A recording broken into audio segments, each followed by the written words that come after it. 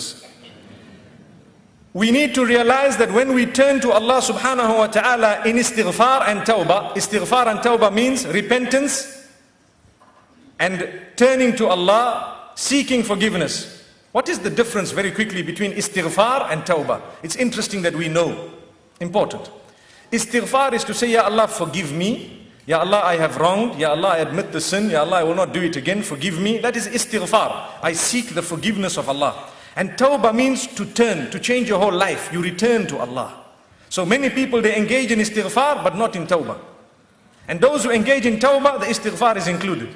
Allahu Akbar. I hope you've understood the difference between the two. So we need to repent and turn to Allah subhanahu wa ta'ala. You find Allah subhanahu wa ta'ala saying in the Quran, فَمَنْ يُرِدِ اللَّهُ أَنْ يَهْدِيَهُ يَشْرَحْ صَدْرَهُ لِلْإِسْلَامِ. When Allah subhanahu wa ta'ala wants to guide someone, He says in the Quran, He opens his heart, or He makes it easy for him to tread on the path of Islam.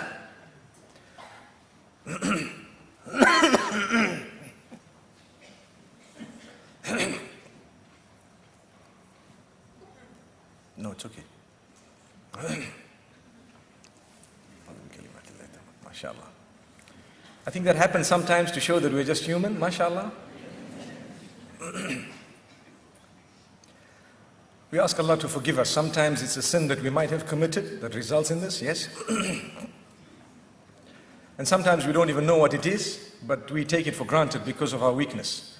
May Allah subhanahu wa ta'ala grant us steadfastness. May He forgive us and may He grant us a turning point so we turn to Him. Moments ago I said, when Allah subhanahu wa ta'ala wants to guide someone, what happens? When Allah has written guidance for someone, He makes it easy for them to tread the path of Islam. So it becomes simple for them to read their salah, to stop lying, to stop deceiving and cheating, to stop backbiting, and to engage, perhaps to dress correctly and so on, becomes simple. And if guidance is not written for someone, or if they are not really keen on being guided, it becomes so tough to do that. It's a big mission. If you look at the globe around us, so many people are engaging in so much ibadah. Why is it that we are missing out? Do you know that Allah subhanahu wa ta'ala has blessed us such that we have to come across people who are more righteous than us in life? What's the reason? One of the reasons is for us to take a page from their lives. If they are human beings, they have 5 fingers, they cough just like I did, and we should know that I am as human, I also may cough. MashaAllah, look how I'm covering myself. I may also have the same weaknesses that they have. I have the same mind, if I may put it that way. I've been given the eyes or the nose, and everything is quite similar in terms of organs. I've got a brain and so on. Why is it that I find myself right on the other side? This is a question we need to ask ourselves every time we see someone trying to earn the pleasure of Allah subhanahu wa ta'ala.